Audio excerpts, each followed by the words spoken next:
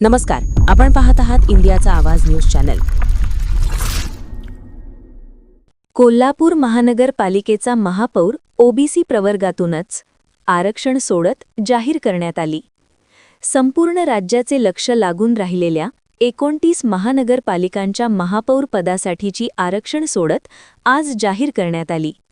या सोडतीत कोल्हापूर महानगरपालिकेच्या महापौर पदासाठी ओबीसी प्रवर्गातील पुरुष उमेदवारासाठी आरक्षण निश्चित झाले असून त्यामुळे कोल्हापूरचा पुढील महापौर कोणत्या पक्षाचा असेल याबाबत राजकीय वर्तुळात मोठी उत्सुकता निर्माण झाली आहे.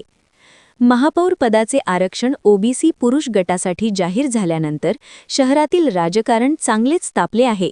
विशेषतः भारतीय जनता पक्ष आणि शिवसेना या दोन्ही पक्षांकडून आपलाच महापौर होणार असे दावे करण्यात येत असल्याने सत्ता स्थापनेची चुरस वाढली आहे. भारतीय जनता पक्षाकडून प्रमोद देसाई, विशाल शिराळे आणि विजयसिंह देसाई हे 3 नगरसेवक ओबीसी प्रवर्गातून निवडून आले आहेत, तर शिवसेनेकडून अश्किन आजरेकर आणि अजय इंगवले हे नगरसेवक ओबीसी प्रवर्गात येतात. त्यामुळे महापौर पदासाठी या सर्व नावांची जोरदार चर्चा सुरू आहे. सध्या कोल्हापूर महापालिकेत कोणत्या पक्षाकडे संख्याबळ अधिक आहे, तसेच सत्तेसाठी युती कायम राहणार की नवी राजकीय समीकरणे आकाराला येणार याकडे सर्वांचे लक्ष लागले आहे. भाजप शिवसेना युतीतून महापौर निवडला जाणार की इतर पक्षांच्या सहकार्याने नवा सत्ता समीकरण उभा राहणार हे येत्या काही दिवसांत स्पष्ट होणार आहे.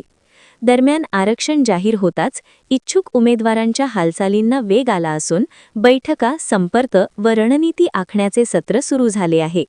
कोल्हापूर महानगरपालिकेचा पुढील महापौर कोण होणार याबाबतचा निर्णय आता राजकीय गणितांवर अवलंबून असून लवकरच या राजकीय नाट्याचा उलगडा होणार आहे. इंडियाचा आवाज न्यूजसाठी श्रीनिवास काटवे.